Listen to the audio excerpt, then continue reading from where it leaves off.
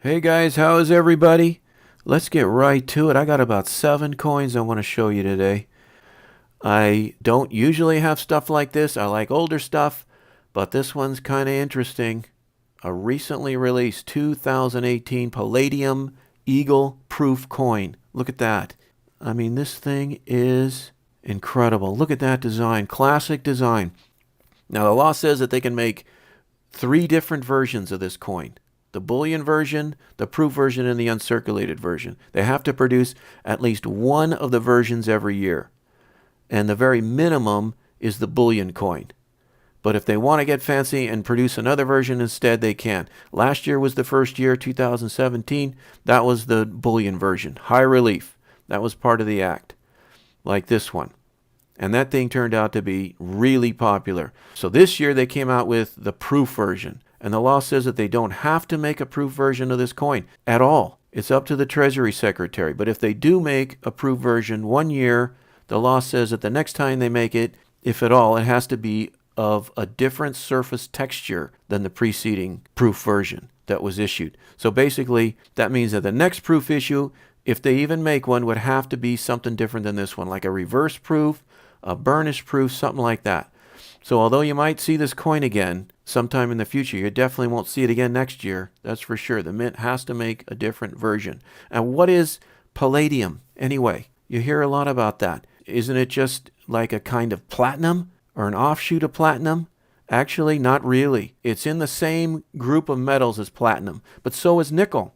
And it's not like nickel, I think, because the names are so close that people get these confused. Platinum, palladium, they sound similar. And platinum was actually named after the Spanish word for silver, plata, platino. And palladium was named after an asteroid, Pallas. But they're both very rare. They're both used in industry, mostly as a catalyst in catalytic converters for automobiles. And they're both used in jewelry. But they're definitely 2 separate metals. And as far as value, as far as price goes, palladium's been much more volatile than platinum, mainly because the supply gets interrupted. 50% of the world's production of palladium comes from Russia. And when the Russians feel like shutting it down, it gets shut down. And as a result, of course, the price fluctuates. So right now, palladium is at a much higher price than platinum. But historically, it's been the other way around, actually. But let's have a look at this, the Obverse. They used the same design that was used on the Mercury dime, Adolf Weinman, his Winged Liberty. And the reverse was done by him as well. And remember, the U.S. Silver Eagle uses the Walking Liberty design, which was his also. I mean, this guy just made some incredible designs, a great artist. Anyway, the Eagle design that they chose for the reverse of this palladium coin, Weinman used on a medal in 1907, the American Institute of Architects medal, AIA. This medal is still produced, by the way, and awarded each year to an influential architect. But I love this design. This looks a lot like his eagle that he used on the reverse of the Walking Liberty. And they're not exactly the same, but they're both from the same artist. They're both from around the same time. They're just a slight different version. I love it. I love the new version. It's not some knockoff from somebody else, or somebody else designed one that looks like it. It's him. He designed both of these. And the Walking Liberty Eagle is, in my opinion, the best looking American eagle design on any coin. I think it's absolutely fantastic. There's no American coin that has a better eagle than that, in my opinion. Just awesome. All right, last year, 2017, the mint sold the entire production of 15,000 coins, which, by the way, is the same amount they made this year. But they sold them last year directly to dealers because it was a bullion version. And the dealers then resold them on the retail market. Now, those coins are still selling for around $2,300 a year later. So the return's been good for those coins. But this year, the mint sold the coins directly to the public because it's a collector version, a proof. That's the way they do it. They put a 1 coin per household limit. And that actually is the reason I ended up buying one of these coins, because I'm not a modern bullion guy. Like I said, I don't keep up with what the mints are producing or what they have produced. Although I did buy a graded Silver Eagle a while back, and there is a video, but that's a disaster. I swore I'd never buy or grade another modern bullion coin. But look, here's one sitting right here. But this one almost didn't happen, I have to admit. I actually bought this while I was up in the Yukon gold mining. And this year I was staying in the same log cabin that I show in the other gold mining video I have. Out in the middle of nowhere, no power, no cell service. I'm 300 miles south of the Arctic Circle. There is nothing out here. But for safety reasons, we do have a satellite phone up there. So occasionally I do fire that up, hook up my laptop to that satellite phone and check my emails. And that works, but there's a huge lag time. I mean, it is slow. I'm sure some of you have heard or used a satellite internet. They're horrible. But anyway, while I was checking my emails, I happened to see a YouTube notification. And I clicked on it, and it's from Mr. Monkey Swag. Now, a lot of you guys know Mr. Monkey Swag. He's got some great stuff.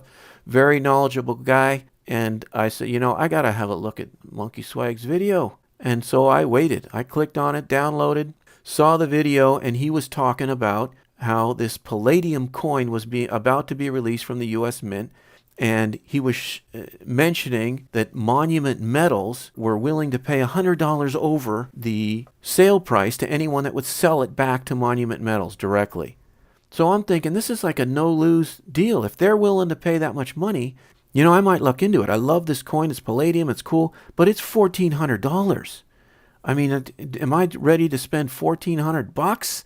I mean, I wasn't. I mean, I'll be honest with you, I'm not going to drop $1,400, but if it looks like it's a no-lose deal on this thing, that I might look at it. So and by the way, the video I was watching was made the day before, and he was talking about how this sale was going to go off on, I forget, the 6th or whatever day, but I looked at the calendar, and it was the day I'm watching it. I'm watching it at 8:45 in the morning, which is 11:45 back east time, and the sale is supposed to go off at noon, at 12. I had 15 minutes to make up my mind whether I wanted to try and get this. I got to remember I'm in a bad internet connection.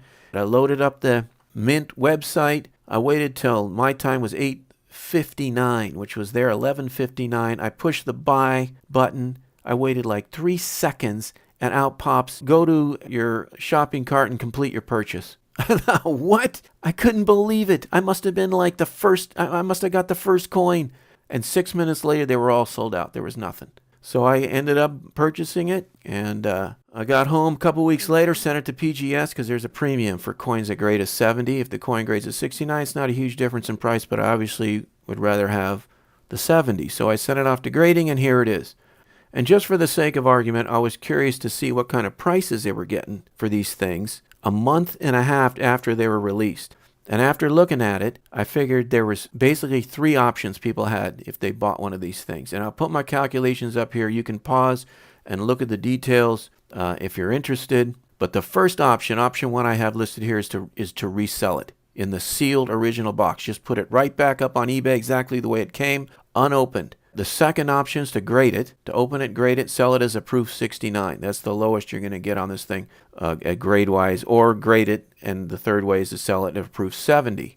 And if you look at the estimates, if you choose the first option, sell it in the sealed box, your profit, at least at the time this video is being made, would be about $625, which is a lot, just by reselling the unopened box. You don't do anything. You just put it back up on eBay.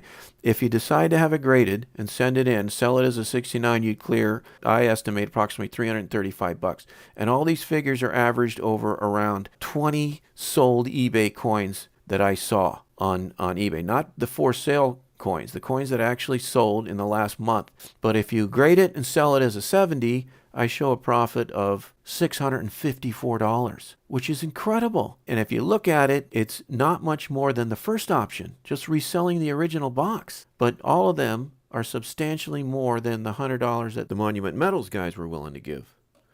They're not going to gamble too much, those guys. They know that these things are going to sell. And if they were offering $100, I knew they were looking at a lot more profit. So anyway, let's have a look at what I got. Now that you know everything I know about these coins, you can look with me and see how much money I could possibly make on it. But I don't plan on selling it again. Like I said, I like the metal. I love the design. It's interesting to talk about. Everybody's interested in it, even people that don't know anything about coins. But just for some fun, obviously, option 1 is out. I've already opened the box. So option 2 is still available. It's a 69. I could make $330.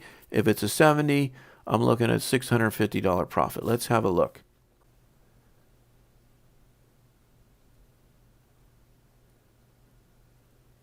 Whoa, there you go. How about that? It's a 70. So I made my how much? 600 something bucks?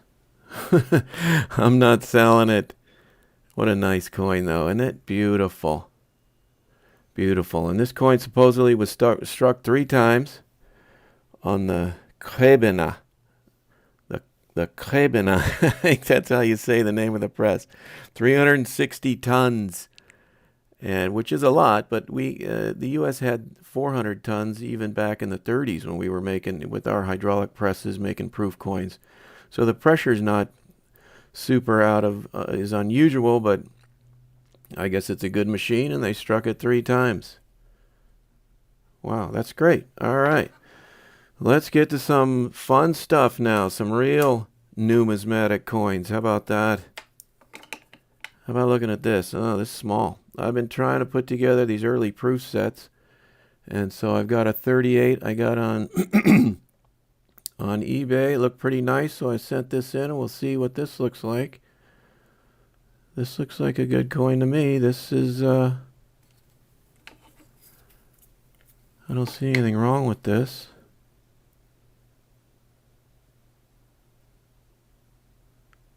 Yeah, looks good. Let's see. You have a guess? What do you think this is? Let's try it out. I'm not going to tell you guys. I don't want to influence you what I think it is, but see what it gets.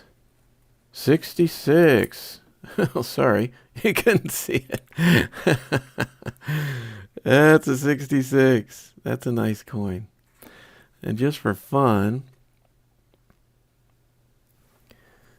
have a look at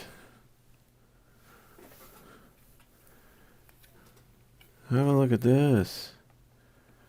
How about that? 80 years difference. Both proof coins. Beautiful design. How about that? One's a lot bigger than the other, that's for sure. Wow, very nice.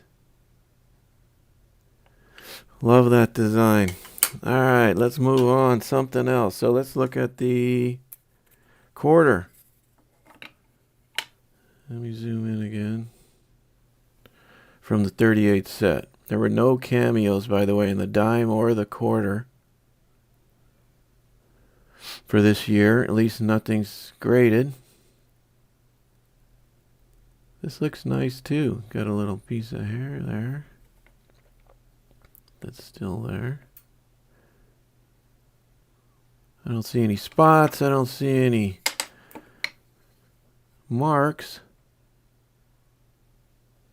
Looks like a good strike, which they usually are, all proof coins, but it looks good. Let's guess the grade. Let's get it in so you can see it this time. All right. 63. Wow. They really didn't like this coin. I'm surprised. I wonder what's wrong with this coin. Maybe the stress ridges they didn't like. I don't know. I don't see any hairlines, really. I don't know why they didn't like this. I can't see it. But anyway, that one they didn't like, that's for sure. How about the big boy? Wow. Let's back up that a little bit. The big boy, the half, the 1938 half. Now look at this coin. Is this a nice looking coin to you? It does look like it's got some hairlines though. Somebody's wiped this. I don't think that's in the plastic. Oh, there one is. Let's get rid of this. But I think it does have, somebody's wiped it, but it looks almost cameo. You see that? It's a beautiful coin. Both sides look cameo-like. And they have graded a couple cameos in this year, but just like 3 or 4 out of all of them. But It's a nice looking coin too. Beautiful. Let's compare again. This is Weinman's. Let me back up here a little bit. Both of his eagles, 80 years apart. Awesome design, just incredible. One's deep cameo, and this one they're not going to give anything to, but it looks a little bit cameo to me. It's got nice feels. I just think somebody's wiped it a little bit, but great designs. I mean, look at that. Ah. All right, let's see what they kind of damage they did on this one. Proof 64. Gosh, they really didn't like it. I guess those hairlines did it. Wow, I don't know why this is a 64 either. I guess it's just that it's been wiped. Wow, I thought that was a nicer coin. But I guess not. They didn't like it. I like that coin. They don't like it, but I like it. All right, here's another one that's a few bucks. This one is actually a 36. First year after 20 years. This is hard to see. They stopped making these proof pennies in 1916. They started again in 36, 20 years after. And there's two versions to this in 1936. What happened was, after 20 years, all the guys that knew how to make proof coins weren't working at the mint anymore. They were gone. So all they had was to look at were the coins that they had left. In 1916, the coins were satin. They weren't polished. And so that's what these guys did. They made satin coins the first part of 1936 with just a regular die, business strike die that they used, and just on some semi-polished planchets on a hydraulic press, I guess. So it was the strike was really good, but people didn't like them because they looked too much like regular pennies. And so halfway through the year, these guys started to polish the dies, and so now you've got two kinds. You got brilliant proofs and satin proofs, and so this is a brilliant proof. And a lot of these are really have carbon spots, and they're turning brown, and this one's a real nice one, actually. This is a nice coin, but I don't know. We'll see. I like this coin too. Beautiful. Let's see what they did to this. I know it's one of two numbers. Let's see. 65. I knew they were going to do that. 65. This is almost 66 as far as I'm concerned, but it just doesn't do it. It's got a little spot there on the right of him. You see that right there? And there's a couple little tiny spots, but boy, you look at other ones, they're a lot worse than this, and they're getting higher grades, but it's the grading companies. You never know. All right, here's some just for fun that I thought were cool. Look at this. Here's another beauty. Look at that. 1919. Look at the color on that. You can tell it's been circulated a little bit. It's got some wear there, but not much. I just like the date. I think that's a cool date, too. 1919. This has been probably cleaned, too. You can see some lines there. I don't know if that's circulation or somebody cleaning it, but pretty cool. Great color.